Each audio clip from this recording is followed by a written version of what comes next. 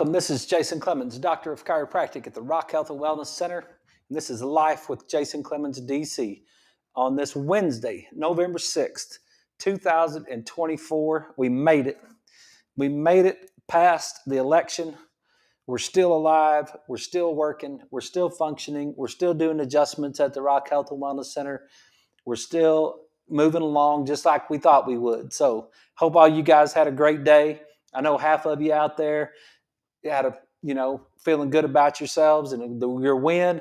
And I know half of you out there are feeling bad, 48% or something like that are feeling bad about today and down in the dumps. But we'll tell you what, we're going to talk about health tonight. We're going to talk about how you can get over some of that stuff. We're going to talk about how you can balance some of that. We're going to talk about some exciting things that are going to be happening in the world of health and wellness. And that's what we're going to talk about tonight. So lots of things to go over, lots of different ideas to talk about. So we're going to see if we can break all these things down and talk about them for you. And I hope you will stick around with us and enjoy the show. Hey, if you got a question, a comment, a concern, something you want to talk about, you're welcome to send me a text. 806-794-0400 is our text line. 806-794-0400 is our text line. You can send me a text. You can send me a text live on the air right now. You can send me a text later on. I'll answer you. If you're driving down the highway or something, don't be texting and driving. But later on, if you want something on your mind, something you want to talk about, something you've heard on the show that is new.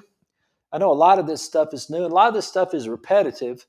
And for you guys that listen to the show every single week, I want to say this because it's hard to do a show 5 nights a week. We're starting our 14th month now. Now that we're in October and November, whatever month we're in. Now that we're in November, and it gets repetitive. If you're listening to me every night, it gets repetitive. Now, I don't think repetitive is bad.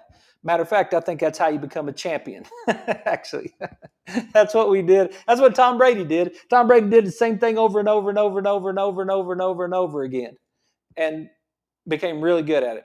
I went and watched Patrick Mahomes do it. I got to go watch that Chiefs and Raiders game, and I watched Harrison Butker, that kicker. And I'm not talking about his politics. I'm talking about his work ethic.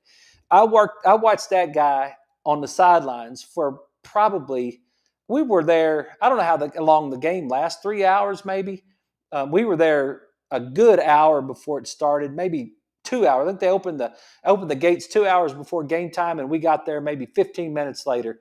And that guy must have gone through his kicking motion. He must have gone through his kicking motion 250 times. And I'm not kidding. Like the entire game, he's over there on the sideline and he's going through that kicking motion. He'll be on the side, just his leg will just be swinging through there. And then he'll be stretching out his arms and like getting ready. He's ready. And when they call his name, he goes onto the field and he just executes what he has done so many times over and over and over again. And, a lot of times they'll call that muscle memory. That's not muscle memory. That doesn't exist. Just remember that. If you've ever heard somebody say that, because a lot of people have said that when I was growing up, throwing a football, hitting a baseball, shooting a basketball, any of those things, punting, kicking, any of that stuff, they'll say, well, you got to develop that muscle memory.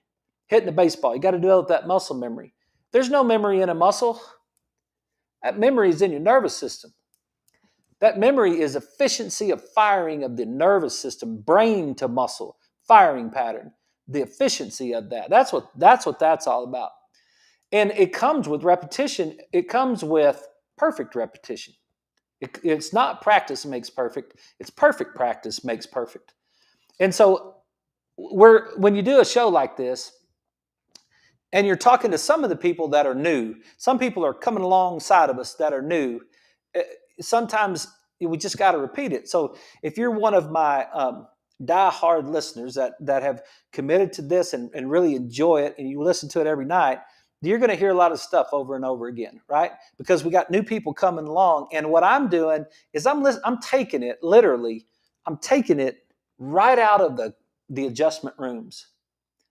Like I got a great compliment from one of our listeners, one of my patients tonight. He said, "Hey, I heard you on the radio night before last or something," and I was like, "Cool." That would have been our Taking Health to Church night that we did on Monday, and he said, it was really kind of refreshing just to hear you very what did he say? It was like um, just very plainly just talk to us, and it was an insight, and it was genuine. I think it was the word that he used, and that's what this is. It's genuine, but what's really cool about it, it's genuinely a clinical show. Like, I'm a practicing chiropractor. I'm obviously not a radio personality. Right? You guys know that by now. It's like, well, you dang sure ain't good at this job, so I hope you got another job. Yes, I do have a job that actually pays the bills, and then this is the what we do extra. But we're taking this stuff right out of the office. We're coming out of the office and we're bringing it to you right here on the show. So I hear a lot of things over and over, and I hear sentences that I take for granted. Like, I've studied them so many times, I just know it, and so sometimes I might get a little bit too far ahead of someone. And I had a person say today that I've been taking care of for a while, probably over a year, that's gone through our nutrition program, that's been a patient. She's been on track. She's done everything we asked her to do. She's done fantastic with her care. And she said the statement to me, I didn't know there was omega-6s. Like, and it was, she was a little, it was like, whoa, what is that? And I was like, wow, for us, we're talking about this stuff every single night, like 5 nights a week. We're talking about this stuff, about health and omega-6 and 3s and all that sort of thing. And so I think sometimes I try to, I want to make sure that I just go over it again. I just go over it again. And you see it and hear it. And maybe, because JT was in here tonight, and I got a new set of slides going through the TVs in the office, and it's a bunch of questions. And so it's like, what year was chiropractic discovered? What's the cervical curve? What's a normal measurement for a cervical curve? All that sort of thing. And I said, one of the questions was, which of the following is a refined carbohydrate? And I think I had white bread, crackers, and pasta. And that's what was on the screen. Those were the 3 choices. Which of the following is a refined carbohydrate?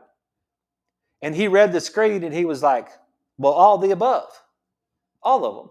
I was like, yeah, that's exactly right. All of them. Which of the following helps control insulin levels? Right? Raspberries, watermelon, or bananas? If you had the choice between raspberries, watermelon, or bananas, which one would you choose to keep your insulin lower? What's the best option right there? A lot of people are saying watermelon. That's wrong. Raspberries. Raspberries are better for you sugar-wise, insulin-wise, than watermelon. And we all know bananas are like Snickers bars, right? Unless you eat a green banana, which somebody pointed out to me, which is fair. So, but a regular ripened banana is like eating a Snickers bar when it comes to sugar. And that's the things that we try to control, is we try to control our insulin and we try to control our omega-6-3 ratio. So there's some of these things that we do talk about over and over and over again, and I just think it's good to kind of go through them and just show them, just bring them back up, right? Man, we used to do this in football all the time. We used to go over it and over it and over it, and coach it up and share, what it is and how it works, and this is the slide I want, and so I'll show you this one because you've seen it lots of times, but let's just refresh it real quick. Okay, just remember this: these omega-6s. And this is what we had the conversation this morning. We had this conversation this morning. Omega-6 fatty acids, linoleic acids, corn, cottonseed, sunflower, safflower, peanuts, soy, canola. Those things are high in omega-6s. Okay? Now, if you eat a little bit of omega-6, omega-6, they're fatty acids. There's multiple functions of fatty acids inside the body. You get them from your diet. They're they're important in lots of different ways. And the big ones, the two big ones that we always talk about with omega-6s and omega-3s, the two big ones are, number one, inflammation, and number two, cell wall integrity. Your cells, you guys have seen a cell. That cell wall is made up of phospholipid bilayer. Phospholipid we're getting into the fatty acids and that type of thing, and that's where omega-6s and omega-3s make your cell wall rigid, or they make your cell wall fluid. But I want to show you what happens when you eat, let's say, corn. Yeah, have a corn chip. Okay, if you just have one corn chip in the absence of insulin, if you just have very little omega-6s in the absence of insulin, then what happens is your body turns that omega-6, that linoleic acid, into this DHGLA, this big long dihomogamma linoleic acid. It doesn't matter what it's called, but it turns it into a different kind of acid. Your digestive system, your body, is going to turn that into this different kind of acid, and it's going to push it over here to what's called a prostaglandin, and it's going to be an odd number prostaglandin, which is going to mean it's anti-inflammatory. So one corn chip, 3 corn chips with the absence of any insulin is fine. It's fine. It's going to push it over there. You're going to get the omega-6. You're going to have it for your cell wall. You're going to have good cell wall structure. You're going to have no problems as far as that is concerned. And it's a vasodilator, so your blood pressure is going to go down. And it's an anti-inflammatory, so you're going to decrease your inflammation. Omega-6s are not evil. They're not from the devil. Okay? Sugar's from the devil. Refined sugar. No, I'm just kidding. But because you have this little enzyme called delta-6 desaturase, that is what's going to break down the linoleic acid and take it to the DHGLA. Okay? But in the presence of insulin, let's say we're eating peanut butter and jelly sandwich. If you're eating the peanut butter, which is very high in omega-6s, in the presence of white bread and jelly are refined carbohydrates. They're going to go into your bloodstream really fast. They're going to make your blood sugar rise really fast. When your blood sugar rises really fast, anytime you add sugar to something, it makes it thick and sticky. So when you add sugar to your blood, you get thick, sticky blood. And then what happens? You're trying to pump thick, sticky blood. We're going to get to that semaglutide stuff maybe tomorrow. I keep saying that, but I'll get it eventually. Okay? Thick, sticky blood is not good for your heart, and it's not good for your blood vessels because it'll clog up your blood vessels. It'll increase your blood pressure. It'll clog up your blood vessels, and then you can't get the nutrients to your tissues, and then they'll die because they won't get the oxygen and the glucose and all that stuff that it needs. Okay? So now you're going to eat the peanut butter and jelly sandwich with the white bread. You got the white bread and the high omega-6. And what's going to happen is now you've activated the insulin and you get delta-5 desaturase instead of delta-6 desaturase. And that is going to push this DHGLA down to arachidonic acid, which you got in your body anyway because you're going to need to make some inflammation, but now you're just increasing it. So it pushes it down to arachidonic acid. Then your body uses COX enzymes, COX 1, 2, and 3 enzymes, to take arachidonic acid to this other prostaglandin, which ends in an even number, an E2 prostaglandin, and that's going to get you inflammation.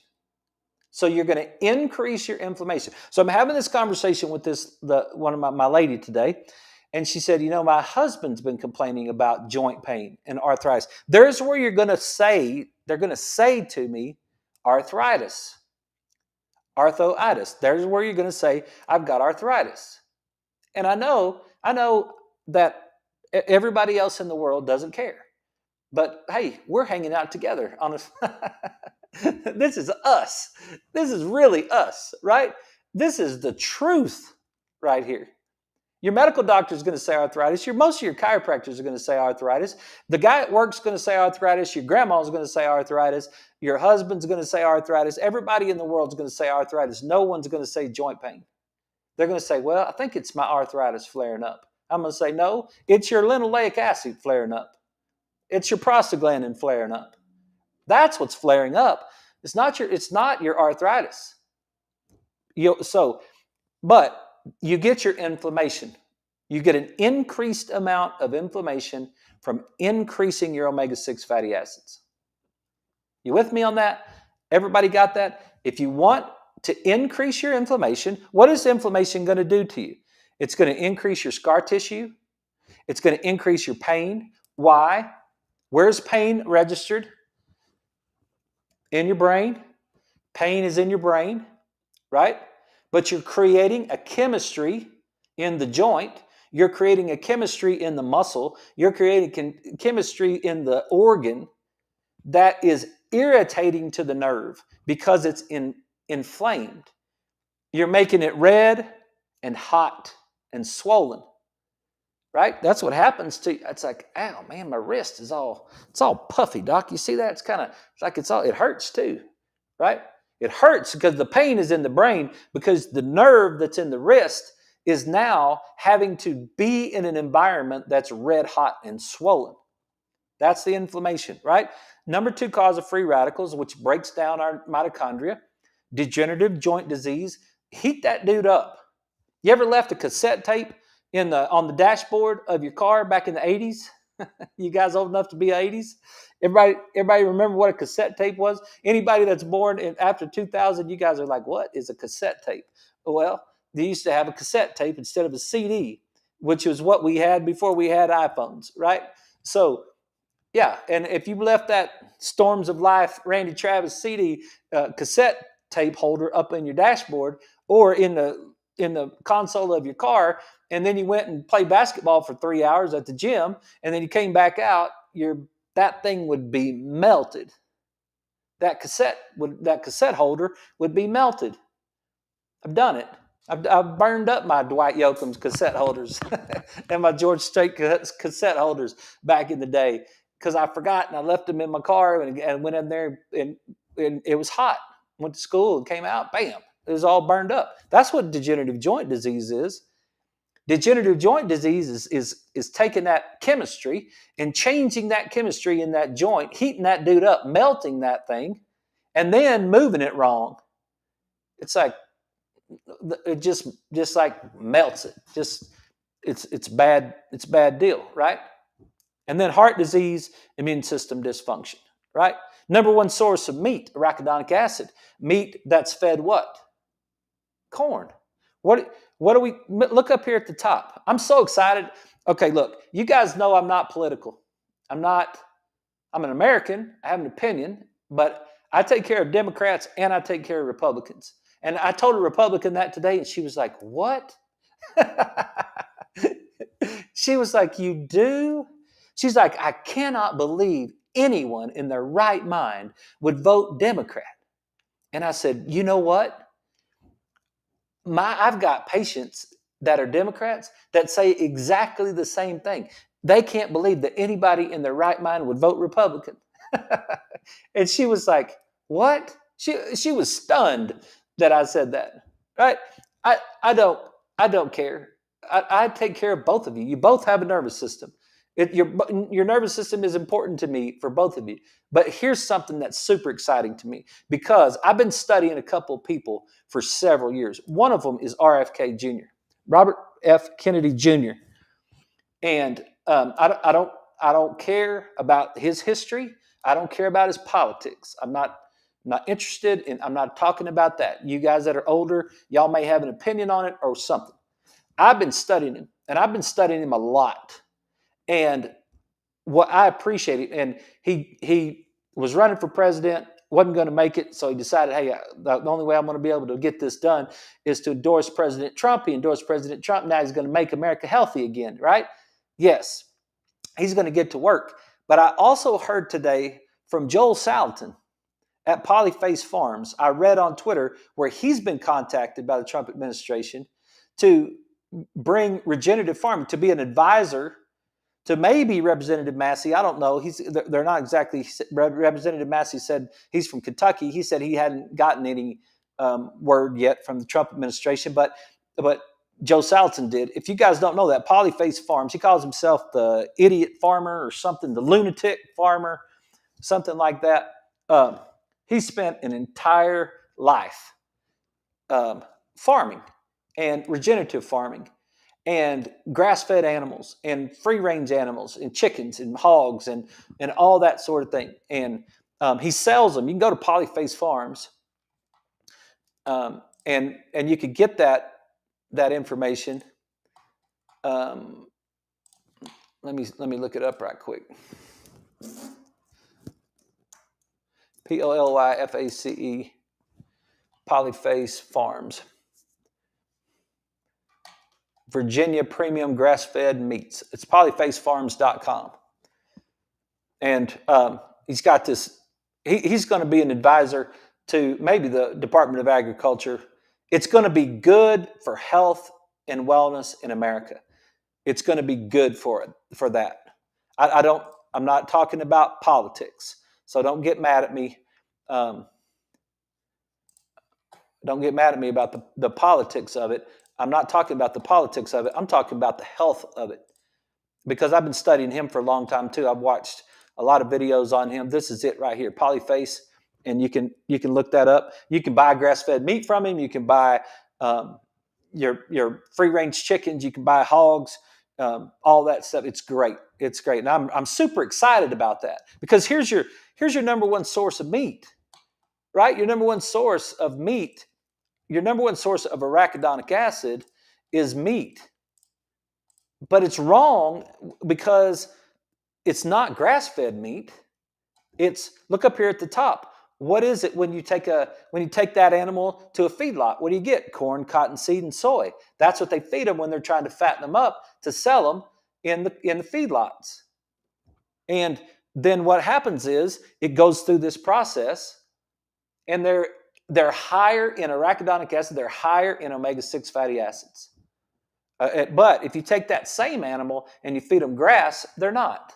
They're higher in omega-3 fatty acids than omega-6 fatty acids. I think red meat gets a bad rap.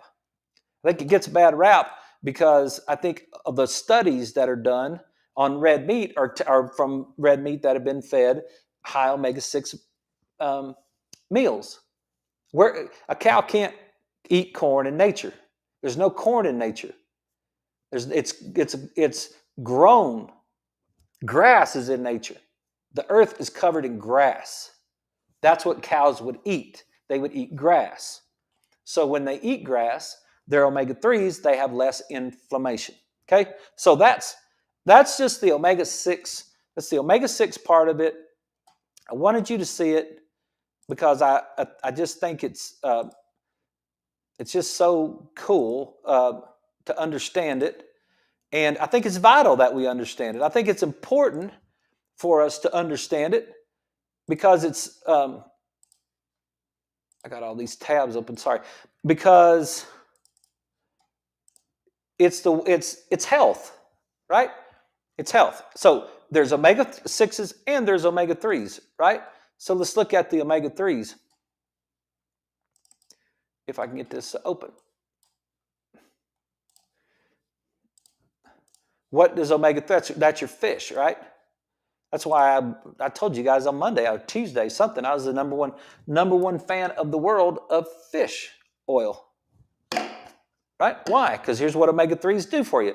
Omega-3 fatty acids, when you eat omega-3s, this alpha-linolenic acid, ALA, from green leafy vegetables, flaxseed, hemp, walnuts, and fish, you eat that, you turn that ALA into EPA, which gets pushed over to the prostaglandin E3, which again is an odd number, which is anti-inflammatory. So there's your anti-inflammatory right there.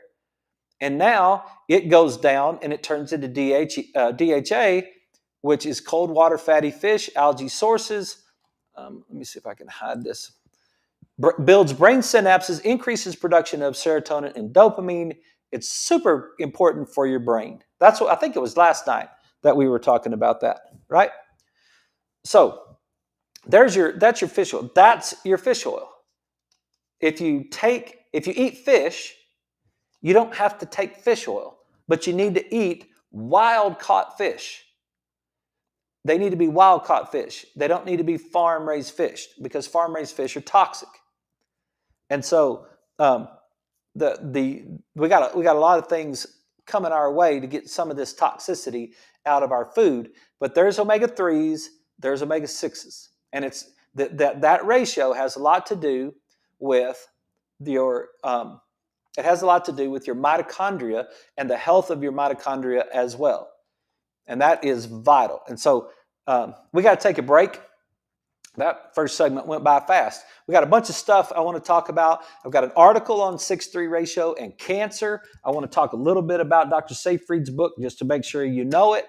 I want to talk about what's going on in our brains today and how we can make our brains better on the other side of the break. So you guys stick around. We'll be right back. This is Life with Jason Clemmons, DC.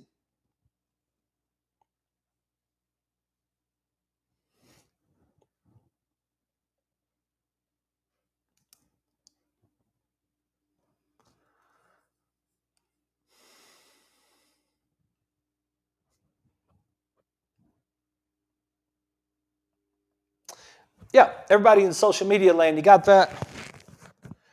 You, hope that's good. You got those two pathways right there so you can kind of see what's going on with the EPA, the DHA. The DHA should be 2-to-1. That's what we talk about. That's what we're always talking about when we look at the back of the fish oil bottle. That's what I was talking about last night, is the EPA and the DHA being a 2-to-1 ratio. So look on it. So, and I had a patient on Tuesday ask me, does my fish oil go bad? And the answer to that question is yes. Fresh fish oil is great for the body. Rancid fish oil is toxic to the body. So I told her, I said, it's like if you were to cook fish. If you were to get some fish and put it in the refrigerator, like cook it and put it in the fridge after you ate some of it, put leftovers in the refrigerator and just leave it in there. Or get fresh fish and just put it in the refrigerator and just leave it in there. And after so many days, that fish is going to go bad. It's going to go rancid. And then you better throw that fish away. Don't eat that rotten fish, right? It'll make you sick. Well, that's the same thing that it turns into this free radical producing issue whenever fish oil goes bad. So if you get a brand new bottle, we got a bottle not too long ago at the house, and I smelled it, and I was like, "Whoa, hang on a second, I don't. That's not good." And then we had to throw that bottle away and send it back to the company. If you ever buy a bottle from us, and that's the case, well, let me know. We'll call the company, and they'll send us a new bottle. You don't want to take old fish oil. Old vitamin C, if something expires, it may like if I was taking these B vitamins, this Cataplex, and if I was taking this Cataplex and it went old, because a lot of times we'll do that. We'll take it when it's past its expiration date. I won't sell it to any of my patients, but I'll take it home if I need to. But this stuff loses its potency, but it doesn't become toxic. So after the expiration date or long after the expiration, whatever. But fish oil is a different thing. Don't take that. Don't take bad fish oil. My dad did that one time. When I tried to get him to take fish oil, he said, "Oh, I tried that. It was horrible." Okay, everybody, we're back. This is Life with Jason Clemmons, DC. It is Wednesday, November 6th. And I got an article sent to me today, and I haven't really had a chance, but since we're talking about fish oil and omega 6 and 3s, um, one of my guys is pretty awesome. He goes through and he just for fun for fun he just reads these articles. This is from the International Journal of Cancer right here, and it's associations of plasma omega 6 and omega 3 fatty acids with overall and 19 site specific cancers, a population based cohort study in UK Biobank, from a whole group of people. Zhang, Zhang, is the lead person on here, and Shen is the last one. Yi Shen, and I can't pronounce that. But this was published October 17th, 2024, in the International Journal of Cancer. So I didn't really have a lot of time to break it down. It says previous epidemiological studies. So let me back up. I didn't have a lot of time to break it down, so we'll talk about it together, okay? Because I'm really interested to see what it says, especially since we're talking about a little bit of 6-3 stuff. But previous epidemiological studies on the association between polyunsaturated fatty acids, which is your omega-6s and your omega-3s, and cancer incidence have been inconsistent. We investigated the association of plasma omega-3 and omega-6 with the incidence of overall and 19 site-specific cancers in a large prospective cohort. 253,000 people, 253,138 eligible UK Biobank participants were included in our study with a mean follow-up of 12.9 years. 29,838 participants were diagnosed with cancer. The plasma levels of omega-3 and omega-6 polyunsaturated fatty acids were expressed as percentages of total fatty acids, omega-3 and omega-6 percentages, in our main models. Both omega-6 and omega-3 were inversely associated with overall cancer incidence. Of the 19 site-specific cancers, 19 were associated with omega-6, 14 were associated with omega-6, and 5 with omega-3, all indicating inverse associations, meaning the lower the number, the higher the cancers. With the exception of prostate cancer, which was positively associated with omega-3s. So we'll see what this says right here. And then it goes through, does an introduction. It says that there was only weak evidence supporting inverse associations of omega-3 intake with liver, breast, and brain cancers. And we're just going to kind of work ourselves through this.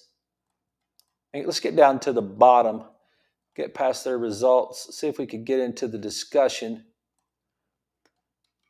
Our population-based prospective cohort study revealed that higher plasma omega-6 and omega-3 were both associated with a lower incidence of overall cancer.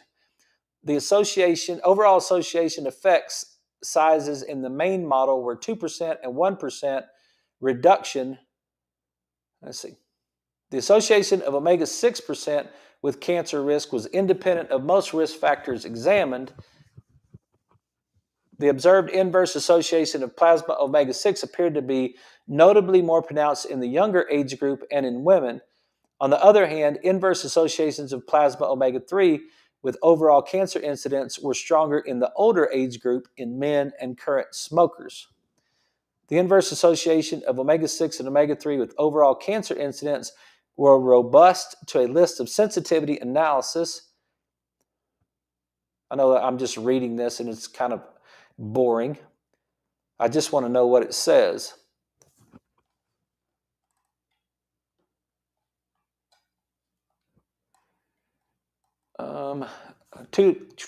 It's saying that it's been ill-defined.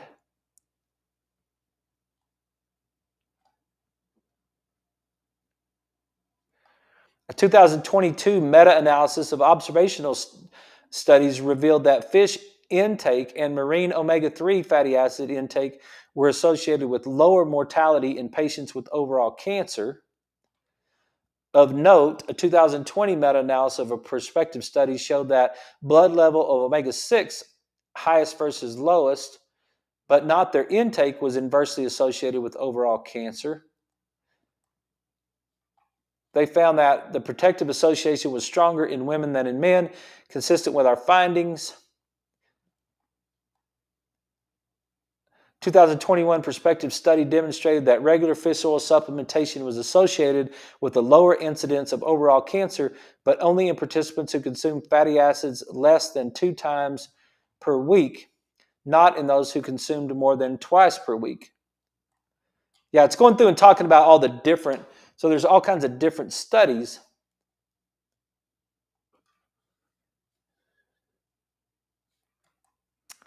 See if I can get to the bottom of this, and in conclusion, I'll just read what it says. In conclusion, U.S. Biobank prospective cohort study of elevated levels of plasma omega-6 and omega-3 were linked to reduced overall cancer risk, whereas a higher omega-6-3 ratio was associated with increased risk. Whereas a higher omega-6-3 ratio was associated with increased risk. Yeah, that's what I was wondering if they were going to get to, because that's what I've known lots of times already. The association of omega-6s were stronger in the younger group. Yeah, it said that. Our study laid a solid foundation for future mechanistic studies into the role of polyunsaturated fatty acids in the etiology of various cancers. It also provided insight into the development of cancer prevention strategies. Okay, so it's right here in the conclusion. And basically what I'm looking for is, whereas a higher omega-6-3 ratio was associated with increased risk. Okay, omega-6-3 ratio. If your 6s are out of balance with your 3s, and that's what I said a while ago, you need some omega-6s. It's not saying that your omega-6s are bad for you. I'm not saying omega-6s. That's what I was showing you in the other slide. Omega-6s are not from the devil. You need omega-6s. You need omega-6s to fight. You need omega-6s for inflammation. You just need them balanced. And what we've done in the world today is we've gotten out of balance. We've gotten to where we eat way too many corn chips and way too much peanut butter and way too much vegetable oil and not enough of our omega-3s. And because of that, our 6-3 ratio is out of balance, which was associated with an increased risk of cancer. And why was it associated? And I'll show you. Here's the last 6-3 ratio thing that we ran in the office. Remember that these are just a set of omega-6, omega-3 numbers that of, I don't know how many people, 1, 2, 3, 4, 5, 6, 7, 8, 9, 10, 11, 12, 13, 14, 15, 16, 17, 18, 19, 20, 21. There's 21 people on this list. And these are 21 of the last, I think when I did this list, it was the last 21 people that we tested in the office. We test the omega-6-3 ratio in the office. And this is what it comes out to. This is something that you will not see in anything, anywhere. You will not see this talked about in your medical doctor's office. You will not see this discussed in almost any medical doctor's office, maybe a few wellness guys right there. People don't know this. People don't know their 6-3 ratio numbers because they never tested them before. Hang on up.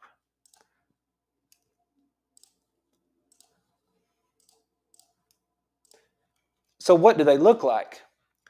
Well, right here, 11.82, and the 6-3 arachidonic acid level is 1.8. The arachidonic acid to EPA ratio, there's your inflammation to anti-inflammatory ratio, 1.8, 2.7. 2 out of the 21 were 3 to 1 or less. I had 2 more, 4.0 and 4.3, that were less than 5 to 1. Then I had 4 more that were in the 10 to 1 or less range. So 1, 2, 3, 4, 5, 6, 7, 8. 8 out of 21 were 10 to 1 or less. Everybody else was above that, and the top one was 60 to 1. 60 to 1. That person, according to this study that we just looked at, higher omega-6-3 ratio was associated with increased risk of cancer. And the reason that I believe that that's true is that if you want to study a little bit about cancer, you can read Cancer, the Metabolic Disease. Cancer is a Metabolic Disease by Thomas Seyfried, which we've done a book report on this book. Or you can read Tripping Over the Truth, which is by Travis Christofferson. And this is way easier to read. It basically breaks down the same thing. Or you can listen to Dr. Seyfried on YouTube. He's got, I don't know, hundreds of hours of information that is on the internet. But he'll tell you that cancer, almost all cancers, have some sort of relationship with bad respiration of the mitochondria, and that's where we get. That's where cancer, a high 6:3 ratio, might contribute in some form or fashion by contributing to damage of the mitochondria. The cell, here. We got a cell, that cell wall is 6-3s. There's your mitochondria. The mitochondria make ATP. And there's a Krebs cycle and electron transport chain, and that's basically the respiration. That's where the cell will take glucose, get it into the cell, run it through the processes, and then end up with ATP on the other side. That's basically what happens. Your body takes glucose. That's why it's so important. The glucose, oxygen, and excitability are things that your brain needs.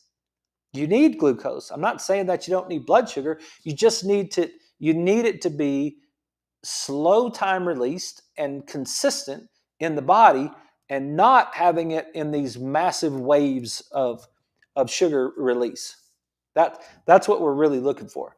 So, but this process right here, this glucose transfer through the mitochondria to ATP, gets disrupted in cancer. And that cancer steps in here. In a cancer cell, we've got bad respiration. I'm not saying it's the cause, and I'm not saying that it's the only aspect of cancer. I'm not a cancer doctor, but I'm just saying that according to Dr. Seyfried, who I've listened to and studied a lot, and according to why we take omega-6s and omega-3s, the omega-6s make the cell wall rigid. The omega-3 makes the cell wall fluid. Remember that? So if we got this 10-to-1 omega-6-3 ratio, that cell wall becomes too rigid. And I know you guys get tired of me doing this, but if you get it, you'll never not take your fish oil ever again.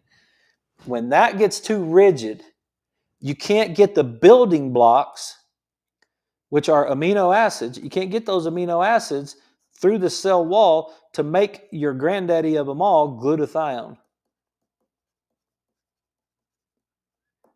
And that protects your mitochondria. So the glutathione protects the mitochondria.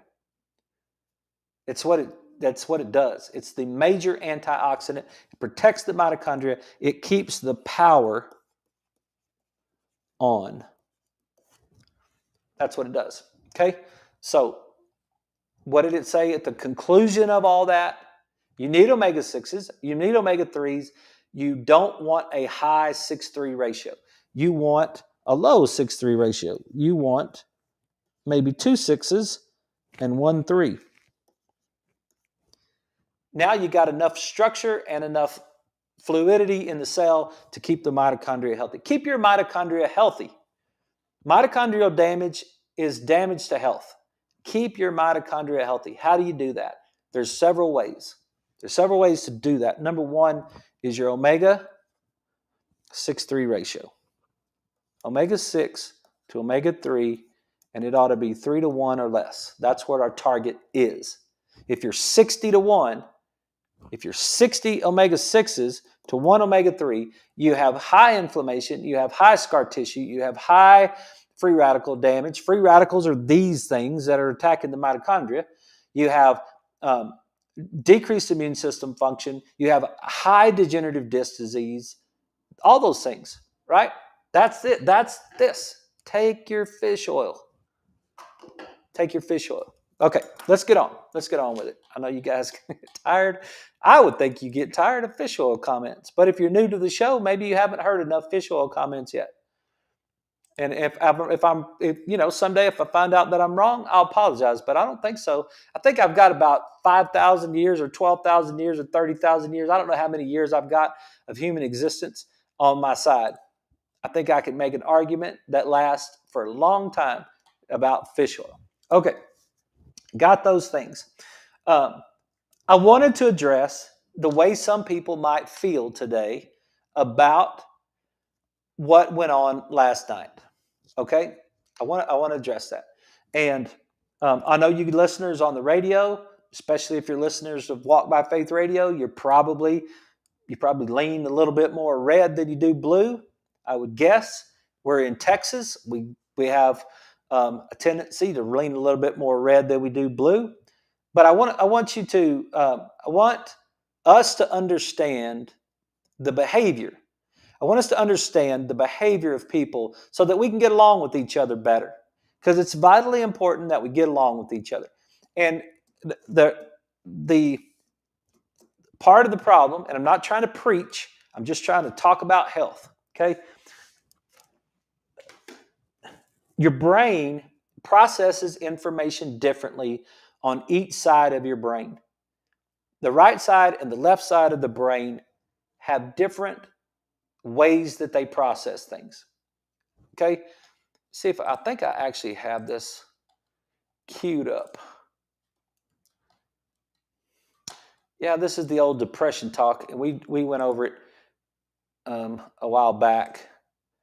Let me see if I can find just a little bit of. Let me get to my slide, but your brain processes things differently on the right side and the left side, and it processes different things on the front and the back. And that's the part that I wanted to talk about tonight. I wanted to just spend a second and get you to understand what's going on. Okay, so if you are a red person, if you're a Republican, you're feeling all good about yourself tonight, you just know everything's going to be great, right? It went like you thought it would. The world is back on track. You're in great shape, but you weren't that way yesterday afternoon. Yesterday afternoon, you might have been a little anxious because the right hemisphere of the brain is what deals with that anxiety, the unknown, right? But once you determined that you were going to win the election last night, the transfer out of the unknown into the known took place. Now, your left hemisphere is dominant, and the left hemisphere has, if it's dominant and unchecked, if you had damage to the right hemisphere and you had an unchecked dominant left hemisphere, you would have undue cheerfulness. That's what you might be dealing with, is some undue cheerfulness. And that's what happens in the left brain.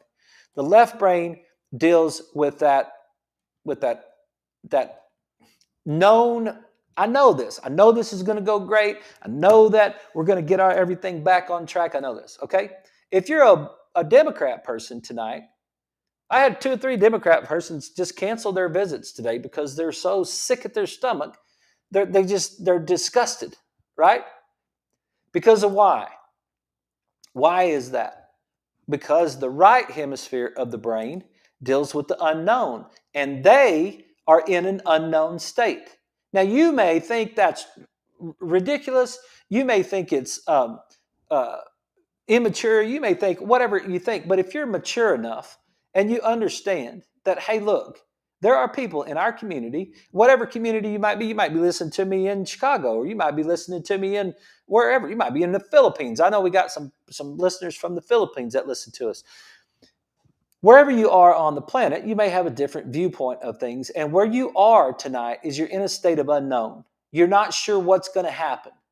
You're not sure what's going to happen with the Affordable Care Act. You're not sure what's going to happen with the deportation of people. You're not sure what's going to happen with whatever, right? Those are the things that you're saying in your brain. You're saying those things to yourself, and the longer you say those things to yourself, the more you're going to go into that right hemisphere, and the more psycho those sentences are going to be. It's going to go from curious to psycho. You're going to get more and more stressed out. You're going to have a knot in your stomach. You're not going to be able to think straight. You're going to have no appetite, and you're going to start to get yourself sick. And I just want to show you I want to use these examples that we have in life to describe to you what's happening. Because when your external, according to I got this from Dr. Peterson, when your external environment is not congruent with your internal expectations, it puts you in a state of anxiety. It's not what you expected. And you can't understand why anyone would vote Republican. It's unknown to you why anyone would vote Republican. So you're very distraught. Okay. You got to move your feet. All right? You got to move your feet. If you are a person that's dealing with that today, and you're dealing with the unknown, and you don't want to destroy your health. If you're a person that it's like, look, I'm very disappointed, and I'm starting to get sick, and I'm depressed, and I don't know what to do. And then, look, we got to get you out of that right brain. We got to get you moving. Okay? We got to get you moving. We got to move your feet. Go for a walk. Get outside and go for a walk. Start to move your feet. That will push the power. That will push the power up to the right hemisphere, and it will start to unveil to you knowing. It will start to communicate your right hemisphere and your left hemisphere together, and it will start to get you in a state of knowing. And if you're a Republican and you've got friends who are Democrats, or I had one of my girls today that her boyfriend was calling her a white supremacist because she voted for Trump. Like, he's a Mexican guy. He's a Mexican guy. She's a white girl. And he is her boyfriend. And he called her a white supremacist because he was so upset that she voted for President Trump. I'm telling you that right now, if you go on Twitter, you'll see all kinds of responses. People are in their left hemisphere. It would be nice for all the Republicans just to be patient for a day or two. Just to be patient with their coworkers, just to be patient with their family members, just to be patient with the people, the half of America that got disappointed last night. Just don't rub it in. Understand from a neurological standpoint that they're firing in their right brain, and that they just need a moment. They need a moment to kind of process it. They need a moment to try to get it going. It would be responsible and mature of the people that are not dealing with that. And if you're a Republican, you might consider the fact that you're a little bit left-brained, which I'll read it for you if I can see it right here. In normal subjects, relative right-sided EEG activation at rest predicts greater experience. Let me just see if I can do this. Greater experience of negative affect. Okay. Related right-sided EEG activation. If I activate the right side, I experience negative affect. Subjects with relative greater left frontal activation at rest may be able to quickly terminate their reaction, while subjects with right frontal activation may lack the requisite coping skills. If you're If you activate your left hemisphere will inhibit your right hemisphere, and you'll have this undue cheerfulness. I think I got it up here somewhere. Yeah, the evidence of left hemisphere overactivity is mania, or it's undue cheerfulness. If you're winning, you're in your left side, you're in your known world, you might be in a state of undue cheerfulness. You might be a little bit not seeing the picture right either.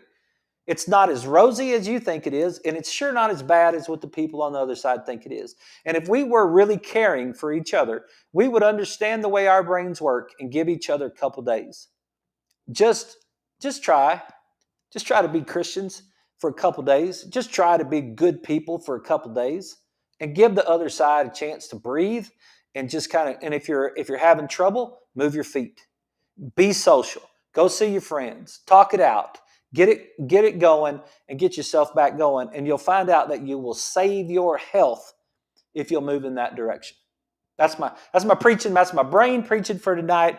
I hope that helps. I hope you guys have a great evening. We'll be back tomorrow night at 6 o'clock with Life with Jason Clemmons, DC. And let me know if I can help you.